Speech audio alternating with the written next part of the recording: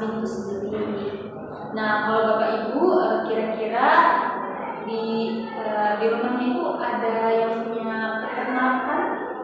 Saya ada sih, ini peternakan biasa, kambing, domba, tapi kecil-kecilan enggak gitu ya. Berarti ini sangat khusus sekali ya untuk Ibu sendiri ya. Kalau Bapak sendiri? Oh, saya sih peternakan cuma ada domba, tapi alhamdulillah punya perkebunan gitu. Masya Allah, berarti itu juga termasuk sangat berkaitan ya, soalnya proses kambing dan domba itu juga sangat bermanfaat sekali untuk Ibu sendiri gitu ya.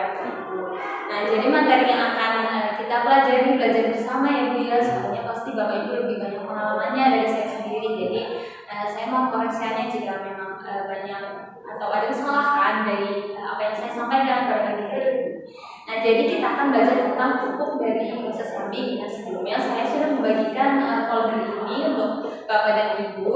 Ini tujuannya apa? Agar ketika sudah selesai dari belajar bersama pada pagi hari ini, materi yang kita belajar bersama itu bisa Ibu bahas kembali kalau lupa gitu ya. Gimana ya tadi dijelasinnya cara penggunaannya?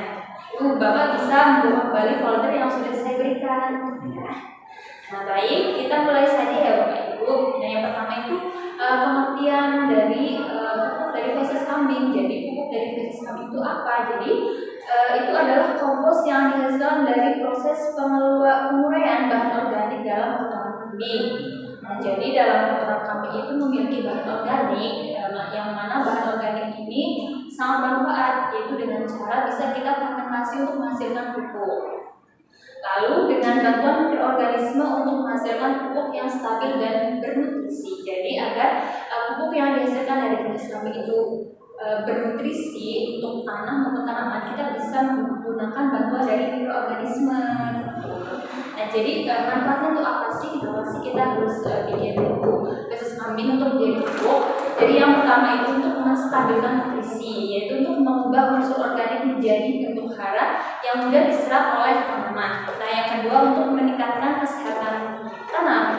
Untuk apa? Untuk membunuh bakteri jahat dan patogen yang dapat merusak tanaman dan ibu. Untuk yang ketiga itu untuk mencegah gulma. Yang keempat itu untuk menghilangkan biji gulma yang terkandung di dalam kotoran mentah. Jadi dalam kotoran sendiri kalau kata pengelolaan itu ada ada biji-biji gulma gitu.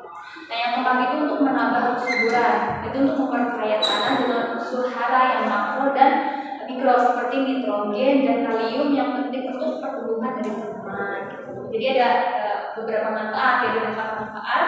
Yang pertama untuk menstabilkan nutrisi, yang kedua meningkatkan kesehatan tanah, dan yang ketiga mencegah gulma, dan yang terakhir itu untuk menambah dari kesuburan tanah. Jadi bagus banget ya ini pupuk yang untuk tanamannya. Betul banget Ibu. Jadi kayak misal di peternakan Ibu itu kayak fesesnya itu gimana ya, mau dibuat apa ya Bu? Ibu bisa bikin pupuk dari feses kambing itu tadi gitu ya. Nah, jadi pupuk dari feses kambing ini harus difermentasi dulu ya Bu. Karena kotoran yang itu bersifat panas dan mengandung amoniak tinggi yang dapat membakar tanaman serta biji gulma yang bisa tumbuh kembali. Nah, untuk proses fermentasi ini mengurai bahan yang organik untuk menghasilkan unsur hara stabil dan membunuh patogen, sehingga kotoran menjadi pupuk organik yang aman dan bernutrisi tinggi. Gitu Bapak Ibu. Jadi kan tadi kita disuruh berfermentasi ya supaya feses kambing ini bisa kita gunakan. Tujuannya untuk fermentasi itu apa sih? Nah, yang pertama itu untuk mencegah pembakaran tanah.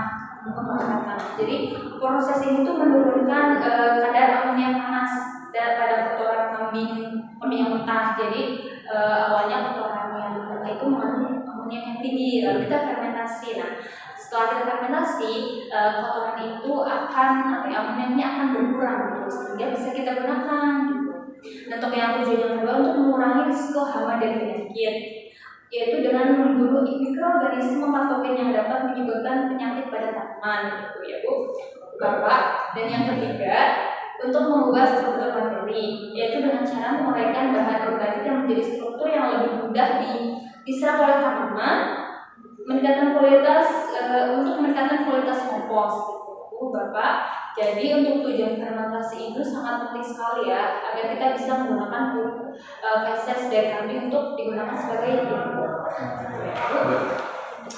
Nah tadi kita udah belajar tentang pengertian dari pupuk feses, terus manfaatnya, terus tujuan difermentasinya. Nah sekarang kita masuk kepada gimana sih caranya tuh proses fermentasi dari kotoran kambing itu menjadi pupuk ya. Nah yang pertama itu kita penyortiran.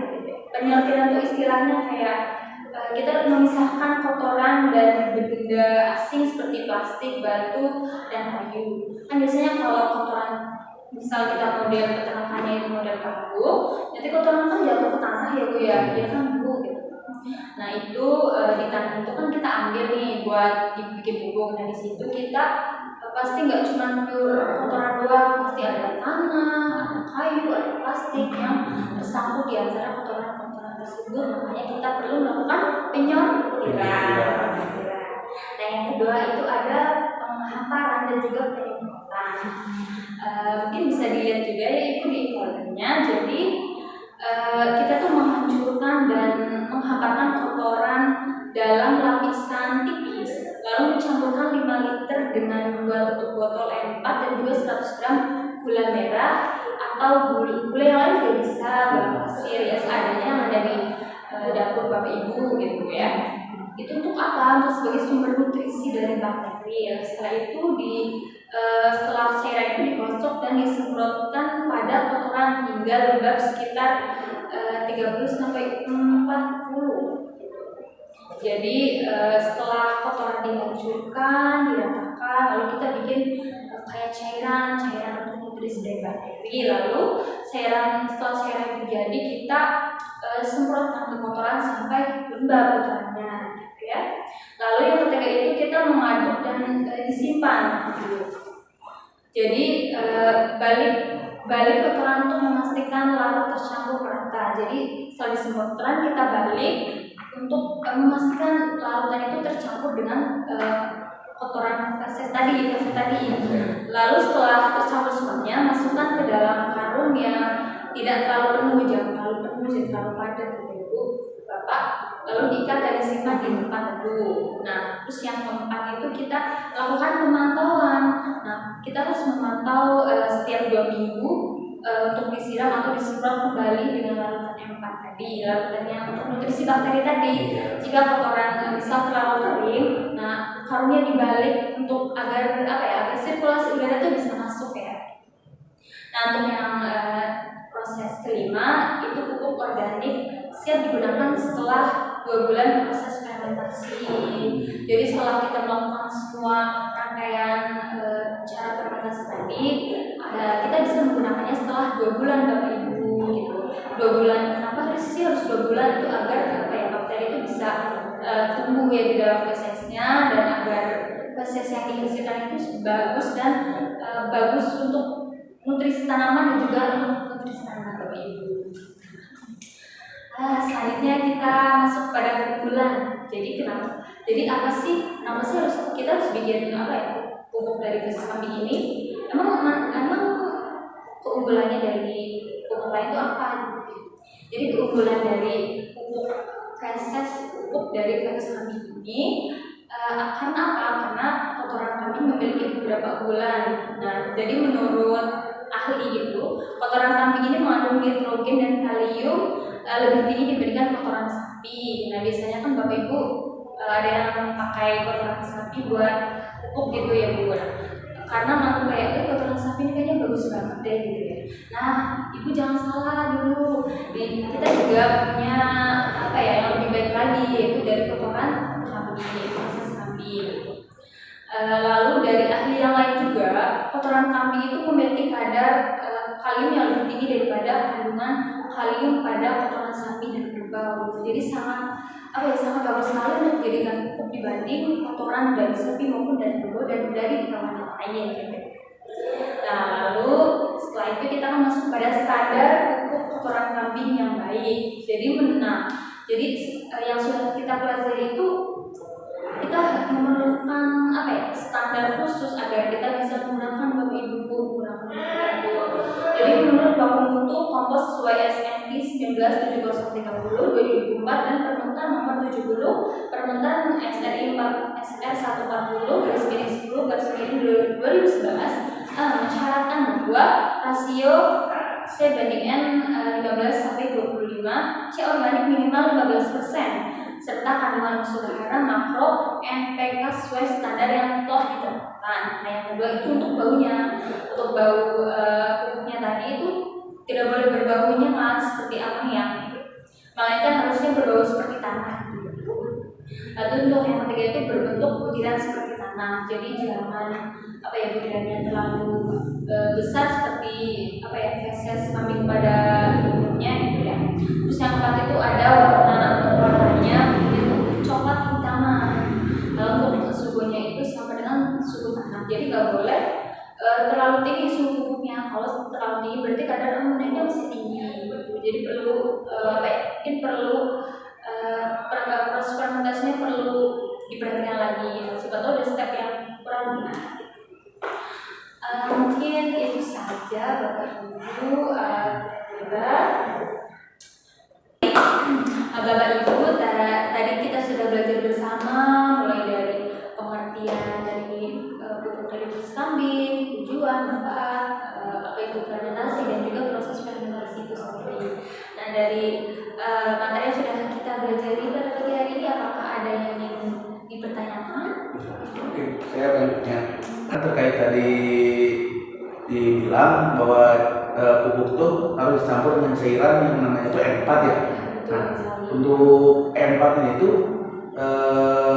kegunaannya untuk pupuk itu apa dan apakah tidak bisa diganti dengan bahan lain, cairan lain? Terima kasih Bapak, pertanyaan yang sangat bagus sekali ya gitu. Tadi jadi M4 itu apa sih, terus tujuannya untuk apa, lalu bisa nggak sih diganti dengan bahan yang lain? Jadi M4 itu singkatan dari efektif mikroorganisme 4. Nah, itu tuh merupakan larutan yang berisi mikroorganisme seperti jamur bakteri fermentasi, ragi, dan juga jamur pengurai selulosa. Tujuan dari ditambahkannya M4 pada larutan lalu disemprot pada kotoran ini untuk apa? Jadi untuk mempercepat dekomposisi bahan organik, sehingga menghasilkan pupuk atau kompos yang kaya nutrisi dan mudah diserap manfaat. Diserap tanaman. Lalu manfaat lainnya juga untuk memperbaiki struktur tanah, yaitu untuk menekan pertumbuhan mikroorganisme patogen atau penyebab penyakit seperti itu. Lalu bisa nggak sih M4 ini diganti dengan larutan yang lain? Bisa banget gitu ya, bisa banget. Asalkan larutan yang kita pakai itu mengandung bakteri maupun jamur yang bisa kita gunakan untuk dalam proses kompos dekomposisi seperti itu. Apakah ada pertanyaan lain? Alhamdulillah sudah berakhir, kita berada di penghujung akhir ya proses kita tadi untuk mengetahui dari penggunaan pembuatan pupuk dari feses kambing. Semoga materi yang kita pelajari pada pagi hari ini bermanfaat untuk kita semua. Ya, Amin. Sebenarnya mohon maaf jika banyak salah kata atau salah ucapan dari saya. Sebelumnya saya minta maaf gitu ya. Dan terima kasih kepada Bapak Ibu yang sudah hadir pada pagi hari ini untuk belajar bersama. Ya, terima kasih Bapak Ibu.